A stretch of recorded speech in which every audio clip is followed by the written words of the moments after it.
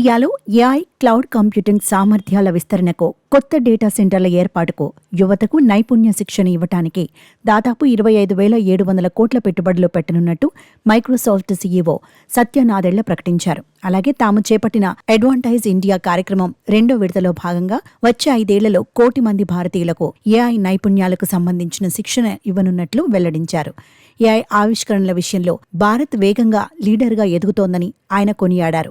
ప్రస్తుతం భారత పర్యటనలో ఉన్న ఆయన బెంగళూరులో నిర్వహించిన ఒక కార్యక్రమంలో ఈ పెట్టుబడులు ప్రకటన చేశారు. ఈ పెట్టుబడులు దేశవ్యాప్తంగా ఎంతో మంది ప్రజలకు, సంస్థలకు ఉపయోగపడతాయని సత్య నాదెళ్ల ఆశాభావం వ్యక్తం చేశారు.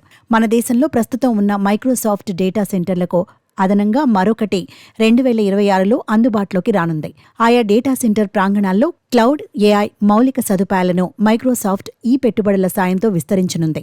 దేశంలో నానాటికి పెరుగుతున్న ఏఐ స్టార్టప్లు, పరిశోధకుల అవసరాలను తీర్చే ఏఐ కంప్యూటింగ్ ఎకోసిస్టమ్ను అభివృద్ధి చేయనుంది. మన దేశంలోనే కాదు, ప్రపంచవ్యాప్తంగా పలు దేశాల్లో ఏఐ ఇన్ఫ్రా డేటా సెంటర్ల అభివృద్ధికి మైక్రోసాఫ్ట్ సంస్థ $100 కోట్ల గుమ్మరిస్తోంది.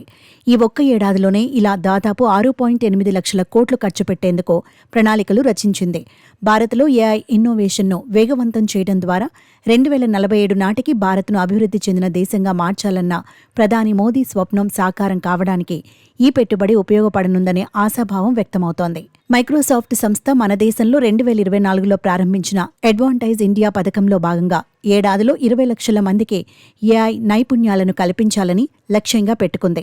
ఏడాది ముగిసే సమయానికి ఆ అంచనాలను మించి 24 లక్షల మందికి శిక్షణ ఇవ్వగలిగింది. వారిలో 65% మంది మహిళలు కాగా 74% మంది ద్వితీయ, తృతీయ శ్రేణి పట్టణాల వారి. ప్రపంచవ్యాప్తంగా ఏఐ నైపుణ్యాలను నేర్చుకుంటున్న వారిలో భారతీయ నిపుణులు ఎక్కువగా ఉంటున్నారని మైక్రోసాఫ్ట్ సంస్థ పేర్కొంది.